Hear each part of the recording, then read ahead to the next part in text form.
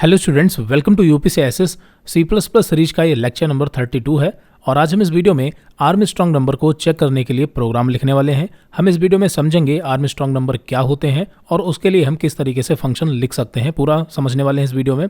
बाकी हमने पिछले वीडियो में एक स्ट्रिंग को रिवर्स करने के लिए प्रोग्राम बनाया था, इसे हम क्लीन करते हैं।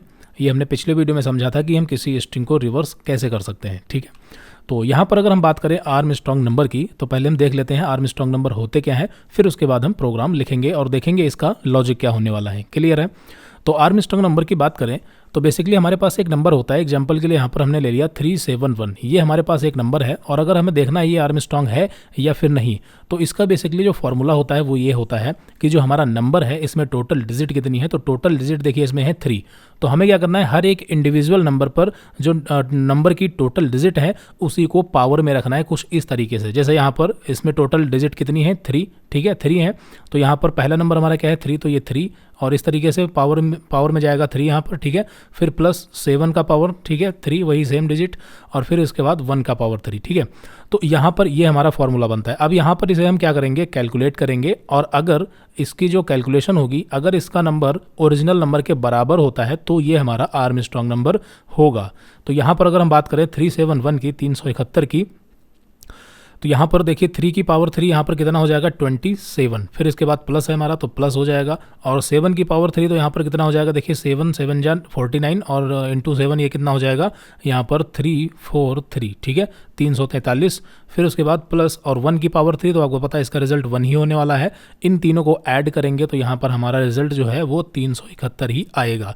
तो यहाँ पर देखिए ये कैलकुलेशन करने के बाद अगर हमारा रिजल्ट जो है वो ओरिजिनल नंबर के बराबर आता है यानी इक्वल है, तो यहाँ पर हमारा ये नंबर आर्मस्ट्रांग नंबर होगा। 371 की बात करें तो ये एक हमारा आर्मस्ट्रांग नंबर है।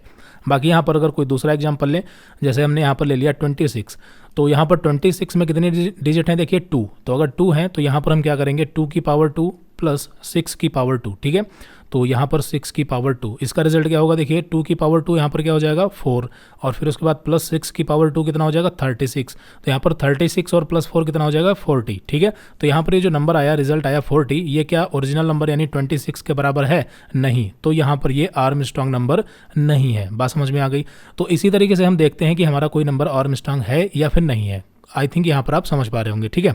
तो यही सिंपल सा फॉर्मूला होता है कि हमारा जो भी नंबर है यानी कि नम यहाँ पर वेरिएबल ले लेते हैं, तो जो भी हमारा नंबर है इस नंबर की पहले लेंथ निकालेंगे, ठीक है, और उस लेंथ को इस नंबर के हर एक इंडिविजुअल नंबर में वो पावर रखेंगे और फिर हम ये कैलकुलेशन करने वाले हैं और फिर फाइनली जो नंबर हमारा मिलेगा वो हम चेक करेंगे कि ओरिजिनल नंबर के बराबर है या नहीं। अगर है तो आर्मस्ट्रांग नंबर है, नहीं तो फिर नहीं। समझ पा रहे होंगे?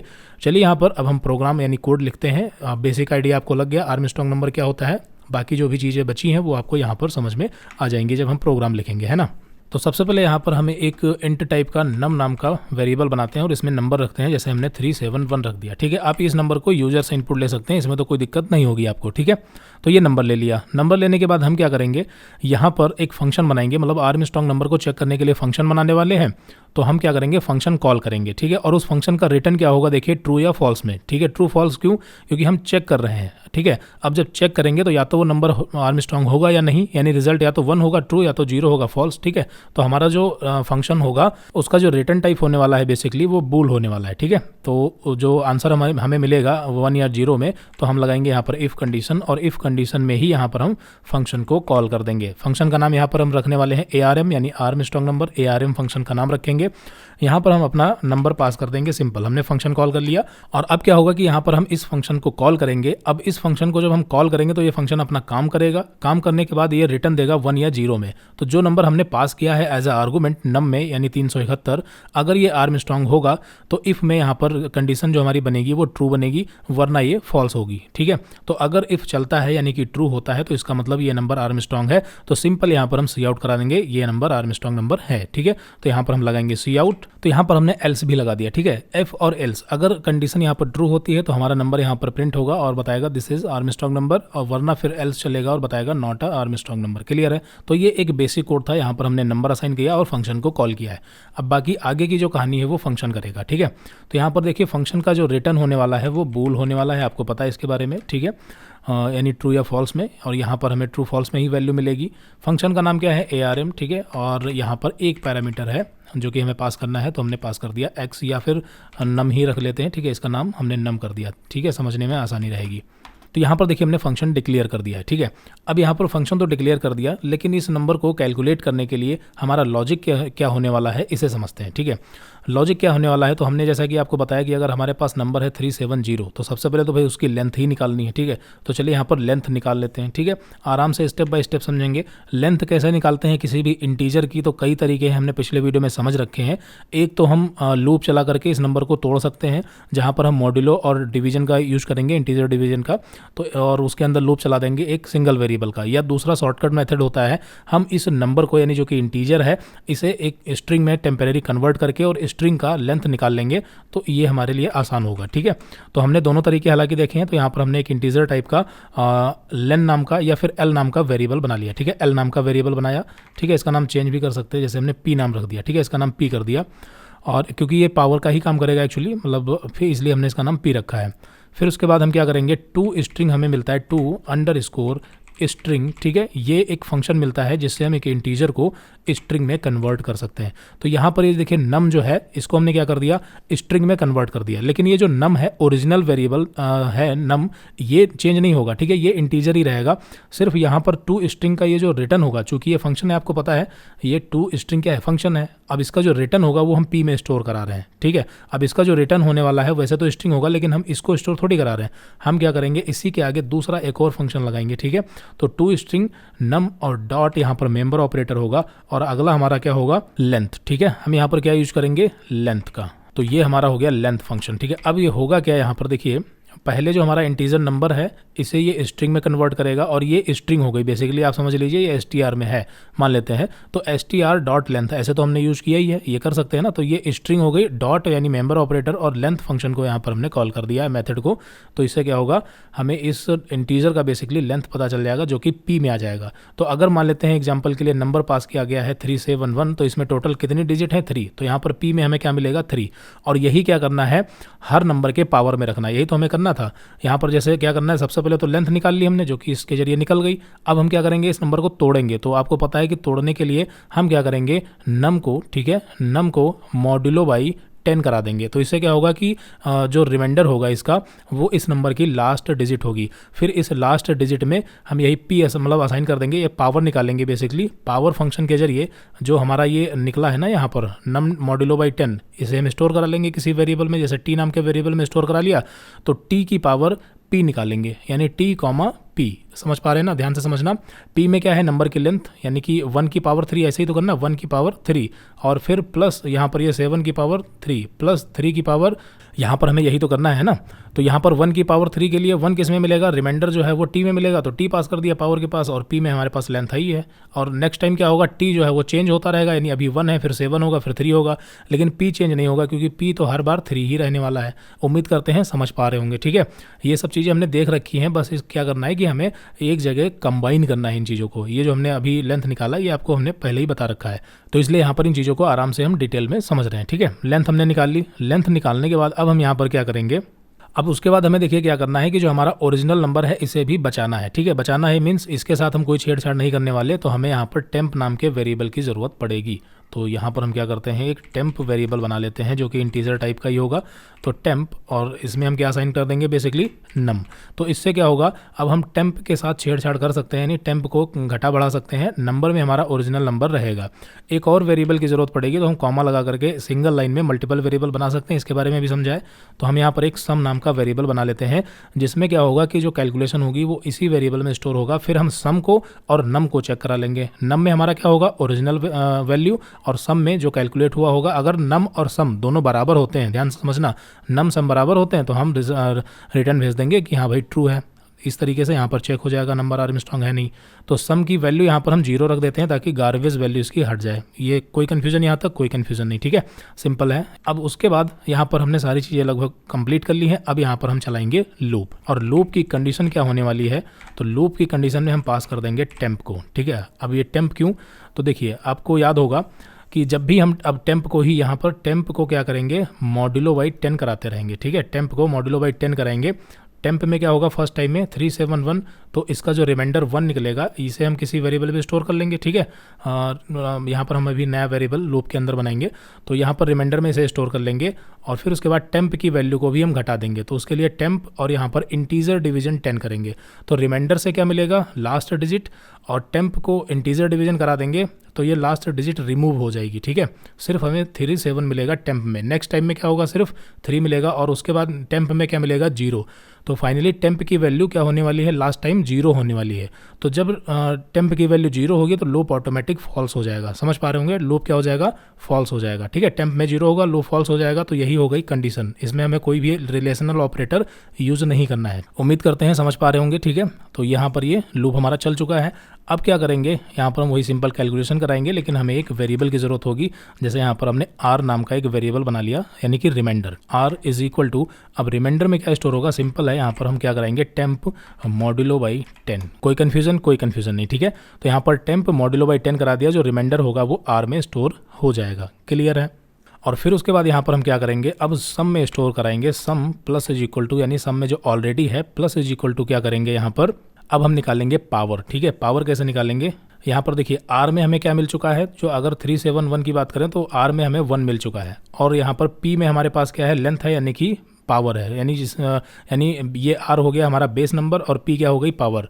तो यहाँ पर ये 1 की पावर 3 यानी कि R की पावर P, ठीक है।